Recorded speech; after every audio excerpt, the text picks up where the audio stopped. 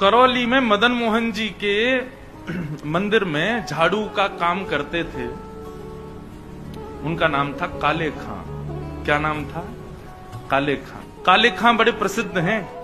काले खां जी के नाम से आज भी मदन मोहन जी की आरती होती है। तो ऐसा होता ही नहीं कि काले खां को प्रणाम नहीं करते। देखो कितनी बड़ी बात, हमारे हिंदुओं के इष्ट ठाकुर जी हैं और उनकी आरती होती है तो आरती में एक विजातीय व्यक्ति का स्मरण किया जाता है, तब आरती संपन्न होती है। श्री मदन मोहन लाल जी तो काले खां जो थे वो झाड़ू का काम करते थे मंदिर में। अपना घर चलाने के लिए उन्होंने ये कार्य स्वीकार किया।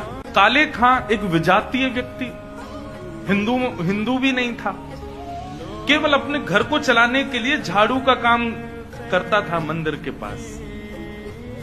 इसी बहाने उसको कभी कभी मदन मोहन जी दिख जाते थे। अब देखते देखते झाड़ू लगाते लगाते अब उसकी आदत में आ गया कि अब वो बिना श्याम सुंदर को देखे रह नहीं पाता। रोज मंदिर में जाता, झाड़ू लगाता और पीछे सीढ़ियों पे ही खड़ा हो जाता। अंदर तो जाने की उसको अनुमति नहीं थी।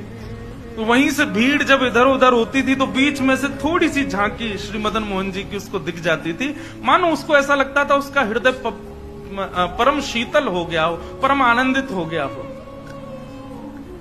धीरे धीरे भक्ति प्रस्फुटित होने लगी हृदय में। अब तो ये स्थिति हो गई कि मंगला में पहुंच जाता और शयन करा के ही घर आता था वापस। और इससे परिणाम ये हुआ कि पत्नी जो थी काले खां की वो बड़ी बरसती थी। परिवार के लोग उसको काफिर बोलते थे। बोले बताओ, जन्मा हमारे कुल में, कभी खुदा को तो याद करता नहीं, वहां पत्थर पूजने चला जाता है। इस प्रकार की बातें बोलते। लेकिन उसको किसी से कोई फर्क नहीं पड़ता। वो तो और आनंदित हो गया जब उसकी पत्नी उसके बिल्कुल विपरीत होती चली गई तो वो तो और खुश हो गया। बोले बढ़िया है, जो बीच में दोपहर में भोजन करने घर जाता था अब उसका भी मन नहीं करता मेरा। क्यों? चिक चिक करेगी, लड़ेगी मुझसे, इससे बढ़िया मंदिर में पड़े रहो। तो काले खां को तो और अच्छा लगता। पत्नी बेचारी ऐसी विमुख हो गई कि अब तो वो पूरा दिन ही मंदिर में ही निकालता। लेकिन काले खां की व्यवहार धर्म में एक पीड़ा थी कि उनको कोई संतान नहीं थी। घर परिवार के लोग सब उसको बहुत डांटते थे। बोले अरे तू खुदा को भजा कर, वो तुझको संतान देंगे, वो तेरे को बेटा देंगे, तू किसको भजने चला जाता है? खुदा को पुकारता ही नहीं है, इसीलिए तो तेरे बालक नहीं हो रहा। अब तो रोज की इतनी चिकचिक हो गई कि काले खां एक दिन मंदिर गया, मदन मोहन जी का श्रृंगार दर्शन कर रहा था। दूर खड़े खड़े बोले हे मदन मोहन लाल जी, मुझे पुत्र की कामना नहीं है, मुझे संतान की कामना नहीं है, पर आपकी भक्ति करने में, आपसे प्रेम करने में बाधा बनती है मेरे परिवार के लोगों की बातें। और वो बातें तभी खत्म होंगी जब मेरे घर एक पुत्र हो जाए। हे नाथ, मुझे पुत्र की कामना नहीं, मेरी कामना तो ये कि सब चुप हो जाएं और मैं आपकी भक्ति करता रहूं। इसके लिए आप मुझे एक पुत्र दे दो। और कृपा ऐसी हुई कि कहां परिवार के लोगों ने जब ज्यादा बोलना प्रारंभ किया तभी खबर आई कि काले खां की पत्नी जो है वो गर्भवती। पहले तो आधे लोगों के मुंह बंद हो गए। काले खां भी सबको बोल देते, बोले तुम लोग कहते हो खुदा को भजो तभी बालक होगा, दो मेरे मदन मोहन लाल जी ने भेज दी संतान, अब देखना होगी। फिर ये हुई कि अब बेटी हुई तो समझेंगे कि इसके ठाकुर जी ने दी, बेटा हुआ तो समझेंगे हमारे खुदा ने दिया। बोले ऐसा नहीं, ये तो हमारे ठाकुर जी कृपा करेंगे, उन्हीं की कृपा से ही हो रहा है। और काले खां के यहां पर एक पुत्र ने जन्म लिया। जन्म लेते ही महाराज काले खां बड़ा खुश, इसलिए नहीं कि पुत्र हुआ, इसलिए कि अब सबके मुंह बंद हो गए, अब मुझसे कोई कुछ नहीं कहेगा, अब मैं निरंतर मदन मोहन लाल जी का खूब दर्शन किया कर। काले खां का पुत्र 8 वर्ष का हो गया।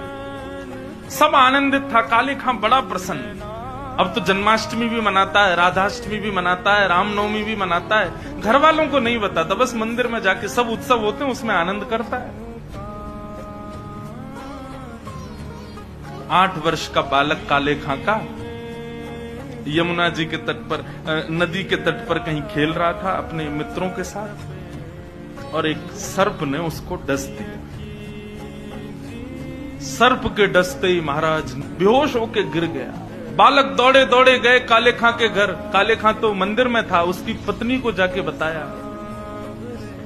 पत्नी रोते रोते मंदिर पहुंची, जाकर के बोली, बोले जल्दी चलो, हमारे बेटे को सर्प ने डस दिया है, वो नदी के तट पर बेहोश पड़ा है, मैं जा रही हूं उसके पास, तुम जाओ किसी झाड़ फूंक वाले को लेके आओ, हमारा बेटा मर जाएगा। लेकिन काले खां व्यस्त था ठाकुर जी की श्रृंगार आरती में, श्रृंगार आरती हो रही थी। पत्नी इतना बोल करके लौटने लगी, लौट करके उसने पीछे देखा कि आए कि नहीं, तो देखा तो काले खां तो ठाकुर जी को ही देख रहा था। पत्नी जाकर के बरसने लगी, बोले तुमको अभी भी यही दिख रहे हैं? अरे हमारा बेटा मरने वाला है, देरी करोगे, कोई झाड़ फूंक वाला नहीं पहुंचा तो उसकी मृत्यु हो जाएगी। लेकिन काले खां तो अभी भी मदन मोहन जी को ही देख रहे थे। पत्नी ने कहा, यदि मेरे पुत्र को कुछ हो गया ना, तो फिर देखना मैं क्या करती, तुम्हें और तुम्हारे इस मदन मोहन को दोनों को देखूंगी मैं। ऐसा कहकर के पत्नी तो चली गई। काले खां वहीं खड़े रहे, नेत्रों से अविरल अश्रुधार बहाने लगे। इसलिए नहीं कि पुत्र को सर्प ने डसा, इसलिए हे मदन मोहन लाल, क्यों आप चैन से नहीं बैठने देते मुझको? क्यों आप चैन से मुझे दर्शन नहीं करने देते? ये सब मुझे पता है आपकी लीलाएं हैं, और ये सब क्यों करते हो ये भी मुझे पता है, मुझे परखने के लिए कि मैं अपनी स्थिति से च्युत तो नहीं हो रहा कहीं। लेकिन मेरा पुत्र दिया आपने था, तो बचाओगे भी आप ही। और पुनः कहूंगा, इसलिए नहीं कि मेरा पुत्र है, इसलिए कि मैं आपसे दूर ना हो जाऊं, बस मेरे पुत्र को बचाना। संध्या आरती के बाद जैसे ही कपाट बंद हुए, काले खां नदी के तट पर पहुंचा। भीड़ इकट्ठी थी। पत्नी को जैसी पता चला, काले खां बोले आगे ओझा को नहीं लाए, झाड़ फूंक वाले को, बोले वो तो मैं भूल गया। इतना कहना हुआ कि महाराज परिवार के लोगों ने काफिर काफिर कहकर के काले खां को सुनाना प्रारंभ कर दिया। दौड़ करके गए, ओझा को लेकर के आए। जैसे ही ओझा ने आकर के उसकी नब्ज आदि देखी तो कहा, ये बालक तो जीवित नहीं है, इसकी तो मृत्यु हो चुकी। सब रोने लगे।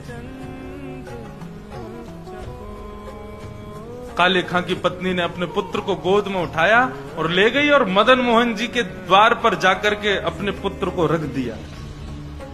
बोले बहुत कहते थे मदन मोहन लाल जी ने दिया, मदन मोहन लाल जी ने दिया है, तो ये जीवित करके दिखाएं इसको अब। और यदि ये जीवित नहीं हुआ, खुद भी मर जाऊंगी, तुमको भी मार दूंगी और पूरे परिवार को नष्ट कर दूंगी इन्हीं की दहली पर। काले खां ने मदन मोहन लाल जी को और निहार करके काले खां मदन मोहन लाल जी की ओर देखने लगा और कहने लगा, मुसफक साफीक रफीक दिल दोस्त मेरे नजदीकी हकीकी ख्याल कीजिए। मेहरबान कदरदान आला तू जहान बीच, मुझसे गरीबों का गुनाह माफ कीजिए। काले बेकरार खड़ा तेरे दरबार पे, नंद के कुमार जरा गौर अब कीजिए। हिंदुओं के नाथ तो हमारा कुछ दावा नहीं, जगत के हो नाथ तो हमारी सुध लीजिए। हे मदन मोहन लाल, एक द्वार पर खड़ा है तुम्हारा, यदि तुम हिंदुओं के नाथ हो तो हम वापस चले जाएंगे, कोई कृपा मत करना। पर मैंने सुना है लोग आपको जगन्नाथ बुलाते हैं। जगत के हो नाथ, जगत के हो नाथ तो हमारी सुध लीजिए। बस ये बात कहनी हुई, नेत्रों से अविरल अश्रुधार बहने लगे काले खां के, और देखते ही देखते जैसे ही अश्रुधार का एक बिंदु नीचे पड़े हुए, एक बिंदु जाकर के उस पुत्र के मुखमंडल पर पड़ी, पड़ते ही उसका जो काला वर्ण हो चुका था वो श्वेत होने लगा, और धीरे धीरे पुत्र ने आंख खोलनी प्रारंभ करी, उठ करके बैठ गया, देखने लगा, जल पी करके बोला, अब्बा अम्मी, जो उसके माता पिता थे उनको उन्हीं शब्द में पुकारा। बोले कि वो कहाँ गया? बोले कौन? अरे अभी जो यहाँ खड़ा था मेरे समान छोटा सा बालक था, मेरे जैसा ही सांवला उसका वर्ण था, मोर मुकुट पहनी थी, बहुत सुंदर उसकी मुस्कान, उसके ऐसे सुंदर नेत्र थे, वो मेरा सखा है, वो मेरे गले में गलवैया डाल करके खड़ा था, कहाँ गया वो? और ये भाव देखते ही वहां खड़े जितने लोग थे सबने मदन मोहन लाल जी को दंडवत प्रणाम किया। सब समझ गए, बोले किसने की है कृपा हमको पता है। तब से लेके आज तक श्री मदन मोहन लाल जी की आरती होती है तो आरती होते ही वहां का एक आरती पूर्ण होते ही एक पंक्ति गाई जाती है। कारे के बेटा को जब कारे ने खाया, कारे के बेटा को जब काले ने खाया, कारे की कविता सुन बेटा जिवायो है। बोल मदन मोहन लाल की जय।